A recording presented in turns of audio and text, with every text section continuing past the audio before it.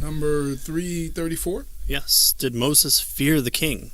Did Moses fear the king? Right. Wow. So in Exodus 2:14 and 15, it says when here in 2:15 it says Pharaoh heard of him killing the Egyptian. He sought to kill Moses, but Moses fled from Pharaoh and stayed in the land of Midian, and he sat down by a well. Let's see. That sounds like fearing the king to me, right? Right. You run from him. And in 14, then Moses was afraid and thought, surely the thing is known. So it seems like he's afraid.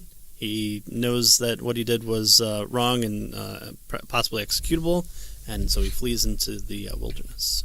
But then in Hebrews 11:27, the writer of Hebrews says, by faith he, Moses here, left Egypt, not being afraid of the anger of the king, for he endured as seeing him who is invisible.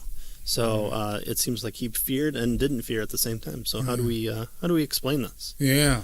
So first of all, what Lyle tells us is that this is a failure to recognize two different times, right?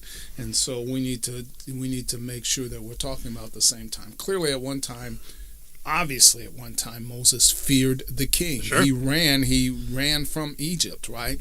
Now, what's interesting here is in the Hebrew passage there, it says, by faith he left Egypt. Right. That is not the first time when he left. That is the second time, right? Yes. So this is a different time. So by faith he left Egypt the second time, and then at that time he didn't leave in fear of the king, right? He was not afraid of the king. After seeing God through the plagues and all the signs that he commanded on behalf of God and let my people go through the crossing the Red Sea.